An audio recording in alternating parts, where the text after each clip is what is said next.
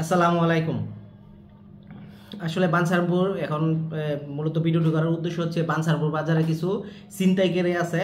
ছিনতাইগুলো এরকম, ধরেন আপনার বিশেষ করে এই ঘটনাটা ঘটে আমিনা প্লাজা থেকে শুরু করে আমিনা প্লাজা, ইসলামী ব্যাংক এবং শফিক মার্কেটের যে মোড়টা আছে, এই মোড়ের মধ্যে এই ঘটনাটা বেশি সংঘটিত হয়ে থাকে। সেটা হচ্ছে তারা কৃত্রিম একটা জ্যাম তৈরি করে। তার সার্কেলটা হচ্ছে এরকম একটা জ্যাম, ধরেন আপনার মার্কেট থেকে ইসলামী ব্যাংক থেকে নামলে নিচে ওইখানে হচ্ছে একটু আমাদের বাঞ্ছারামপুরে আমিনা প্লাজা থেকে শুরু হয়ে শফিক মার্কেট এবং ছাত্রবন্ধু লাইব্রেরি যে ব্রিজটা, এই জায়গাটুকুতে আমাদের লোক সমাগম একটু বেশি, চলাফেরা বেশি হওয়ার কারণে তারা এই সুযোগটা লুফে নেয়। কীরকম, ধরেন ব্যাংক থেকে টাকা তুলে আনলো, আর আরেকটু কথা বলিনি, তারা হচ্ছে টার্গেট থাকে মহিলা মানুষ, বয়স্ক মানুষ এবং পাঞ্জাবি পড়ুয়া লোকদের, তাদের টার্গেট থাকে খুব বেশি। তো তারা কি করে, তারা কৃত্রিম লোককে আপনার জ্যামটা কীভাবে তৈরি করে, ডানে বামে মানে চতুর্দিক থেকে তারা 5-7 জনের একটা ধাক্কা দেখি লাগায় যে জ্যাম হয়েছে, এখানে সরেন সরেন বা সরেন আপায় এরকম করে বা সরেন মুরবি এরকম করে তারা একটা জ্যামের মানে চতুর্দিকে জ্যাম তৈরি করে সরেন সরেন বলে বা তারা কাছে আসার সুযোগ পায়। তো এই সুযোগটা তারা কাজে লাগায়। তখন দেখা যায় তার পকেট থেকে, পাঞ্জাবি হলে পাঞ্জাবির পকেট থেকে, মহিলা মানুষ হলে তার যে পার্সটা থাকে, ব্যাগ থাকে, ব্যাগটা দেখা যাচ্ছে লম্বা হওয়ার কারণে তারা শরীরের বডির সাথে অ্যাটাচ না, তাহলে ব্যাগে যদি হাত দেয় তখন এই কৃত্রিম জ্যামটা তৈরি করে। তখন দেখা যাচ্ছে যখন একটি টাকা পয়সা হারায় বা মোবাইল হারানোর পরে তখন গিয়ে সেটা বুঝতে পারে, কিন্তু তখন তো বুঝতে পারে না, পার্স থাকে একটু দূরে, শরীর থেকে আলাদা থাকে। এই জ্যামটা কৃত্রিম যে জ্যামটা তৈরি করে তারা এভাবে কিন্তু দীর্ঘদিন যাবৎ বাঞ্ছারামপুর বাজারে এভাবে ছিনতাইগুলো করে যাচ্ছে দিনকে দিন। এবং প্রশাসনের দৃষ্টি আকর্ষণ করতেছি, তারা যেন এই ব্যাপারগুলো একটু সচেতনতার সহিত দেখে এবং বাজারে যারা দোকানদার আছে তারাও যদি সবাই যদি সদিচ্ছা থাকে, মনে হয় এটা তারা এই চক্রটাকে ধরা সহজ হবে।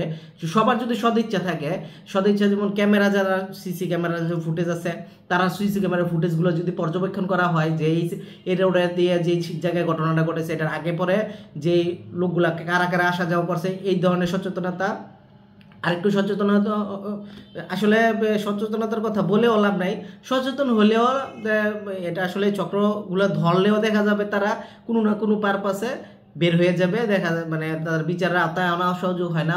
তারপরে দেখা যাচ্ছে যত সতর্কতাই হয় না কেন, তারা যদি টার্গেট করে, একটা অপশক্তি যদি আপনার উপর টার্গেট করে, তারা যে কোনো পারপাসে আপনার এই টার্গেটটা মানে পূরণ করবে, তারা পরিকল্পনা সফল করার চেষ্টা করবে। কারণ এখানে তারা বড় একটা লোভ কাজ করে, শুধুমাত্র একটু ধাক্কাধাক্কি করে একটু সময় কি একটা সুন্দর একটা পরিবেশ, জ্যামের পরিবেশ একটা তৈরি করলো, কৃত্রিম জ্যাম একটা তৈরি করলো করে তারা যদি একটা মানুষ থেকে লাখ লাখ টাকা খইয়ে নিতে পারে, তো তারা এই পরিকল্পনাগুলো তো সহজেই করে যাচ্ছে দিনকে দিন।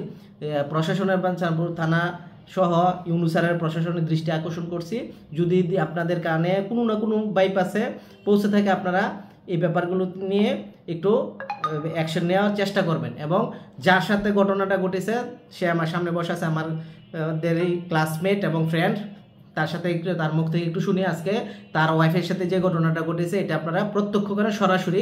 দেখা যাচ্ছে আমরা লাইভে অনেক কথাই বলি, কিন্তু প্রত্যক্ষ সরাসরি যার সাথে ঘটনাটা ঘটেছে সে যদি এখানে স্বীকারোক্তি দেয়, জিনিসটা আমাদের প্রশাসনে ব্যবস্থা নিতে সহজ হয়। সে কারণে আমার ফ্রেন্ডের সাথে কথা বলি, একটু নেমনি একটু কথা বল।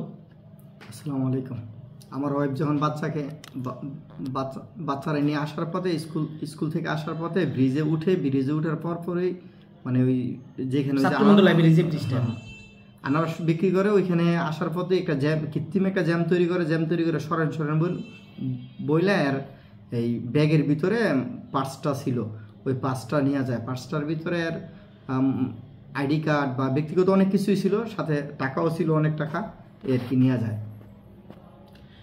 এই যে এখন যে কথাটা শুনলেন, এই ঘটনাটা কিন্তু শুধুমাত্র আমার ফ্রেন্ডের সাথে আজকে প্রথম কিংবা নতুন নয়, এটা কিন্তু দীর্ঘদিনের এই ধরনের সমস্যাগুলো অনেকে ফেস করছেন। বাজারে যারা থাকেন নিয়মিত, তারা এই সমস্যাগুলো কিন্তু সম্পর্কে অবগত আছেন, যে আমাদের এই চক্রটা কত দীর্ঘ লম্বা সময় ধরে কিন্তু এই চক্রটা, এই ঘটনাটাই ঘটিয়ে যাচ্ছে।